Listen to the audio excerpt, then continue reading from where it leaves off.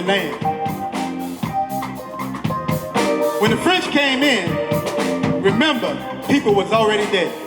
And not only that they was there, they had been there before the transatlantic slave trade. Not all of us got here through the slave trade. Most of us been here. You go to Australia with the Aboriginal culture, that's history of us being present there. You go to Mexico with the Yanga culture, that's history of us being there. You even come to California with the indigenous inhabitants, that's history of us being there. And you go to Louisiana, we wasn't exempt.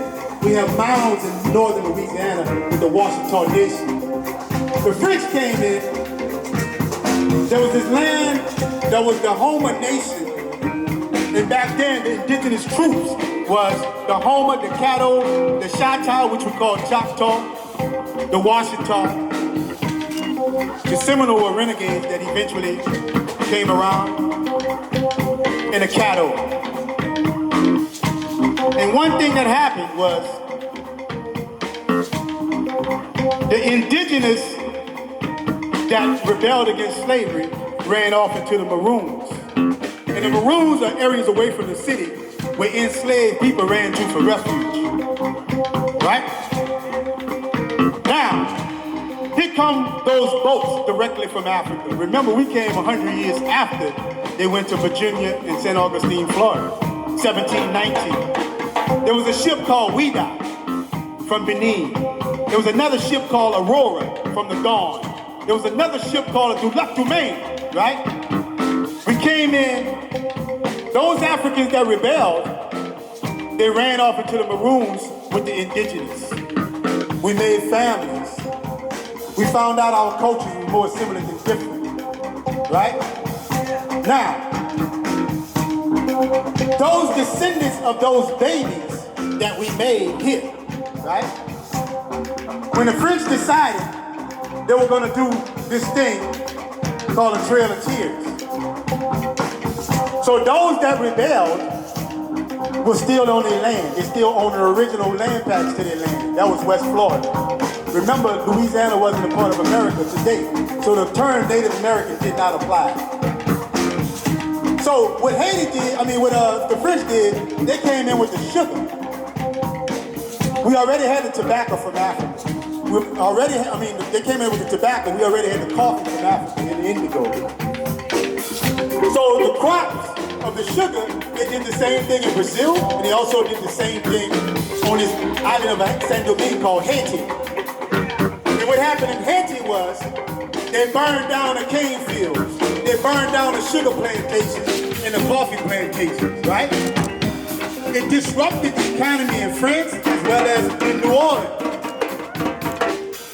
So the French had to sell. Don't read the book and believe it. And that sale was called the Louisiana Purchase. Two things it did. It doubled the size of America. It made Louisiana a part of America. And also, the Haitians came to Louisiana after they got kicked out in other parts of the Caribbean. 1811, they did the same thing in Louisiana. 1811 slavery vote. And then they decided that they didn't want that to happen nowhere else in the world. So they created the military. That was because of the Haitian Revolution. That's not in your school books. This guy named Charles Deslong from Haiti did the same thing in Louisiana in 1811. Now, the way that we paid homage to the native indigenous for helping us during the tyranny of slavery was to create these nations or gangs of tribes. So we took those tribes and we did this ritual called the sewing of the suit, a year-long process to hand bead these suits. We call it masking. Masking is an African tradition. Once you put a mask on, you're not a person no more. You become the energy or the entity of what it is that you're masking. Right? Now, we got another thing called procession. If you was black in New Orleans 100 years ago, you couldn't do Mardi Gras in the French Quarter with Europeans. That was the entire city. So we had our own thing we did in our own neighborhoods called Carnival. I'm 54, I've never did Mardi Gras in the French Quarter a day in my life. Because the black carnival traditions of New Orleans started in Congo Square. we never needed a permit. That's why we utilized European holidays to mask our African carnival traditions in the streets and the neighborhoods because we didn't want to have a permit from the city. Now, the way it went down was, if you gave up the land, took a number, went to the reservation, and left the land, you were called the 5 civilized tribes. If you fought for the land, still live on your land, still have the land patched to your land, they didn't do DNA markers with you. So you had to go in with African Americans. So when the elders, like your grandmother told you, you had Indian family and everybody started laughing, that was the truth. Because in 1920, the unruly ones that fought for the land got kicked off the Indian rolls, right? So if you was black people. So now, the Europeans married into the indigenous nations and started these things called Indian councils. And one of the rules of the council was, if you died, your land went to your European ancestry. So it just canceled out the whole black Indian nation, culture, indigenous land. Because the thing was about the land.